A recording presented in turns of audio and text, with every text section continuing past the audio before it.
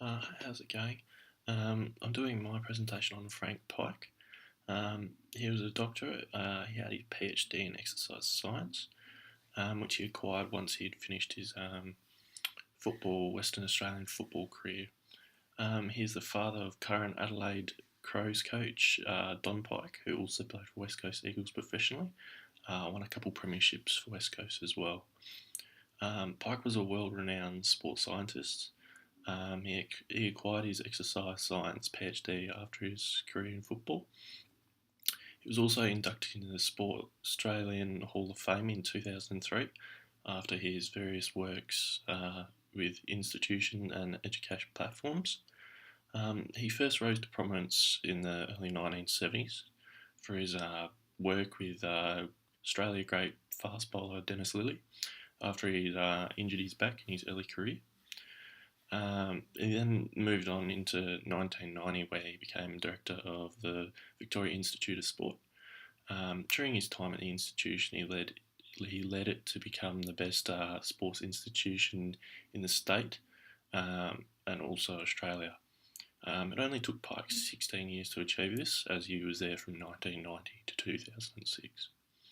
Before Pike began his role at VIS, he taught at various universities across Northern America and Australia.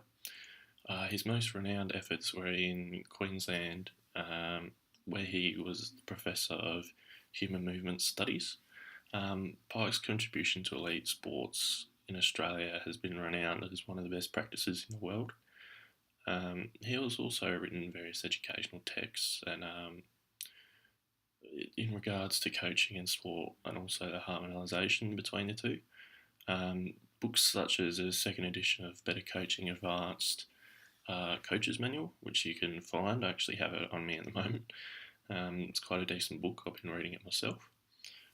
Pike's knowledge and understanding of key sport science is relevant model today as it teaches elite athletes to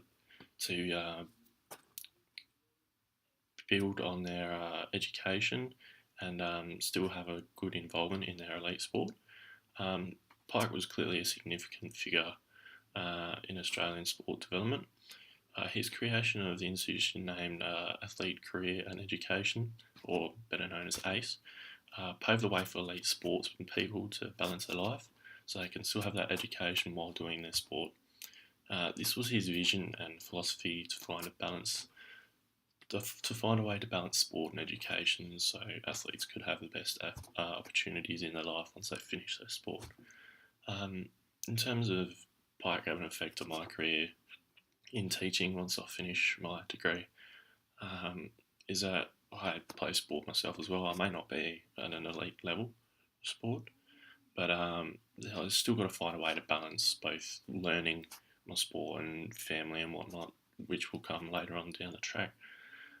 With relations to Pike and how things are changing in current day with in terms of sport teaching, there's always been the node where teachers always stop at a certain level and they teach every kid the same. To this day, it's actually changing. In my current sport unit that I have here at Murdoch Uni, we're being taught ways to include everyone in sport. Techniques and, for example, you play a game of basketball. For the people that aren't so good at basketball, you modify the rules. So, for example, female and male cooperation. In the keyway of basketball, ordinarily you modify the game so only females are allowed to go inside the key. This is an example of getting everyone involved because obviously you have more of a high percentage of scoring inside the basketball key, which involves women more so rather than men just shooting, which tends to happen quite a bit, especially when I was a young child.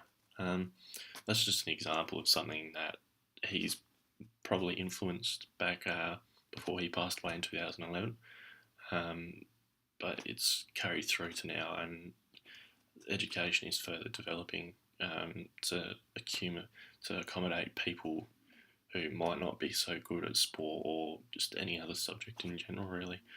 So it's it's a good paveway to other things. Anyway, I hope that you have learned something from Dr. Frank Sherman Pike today.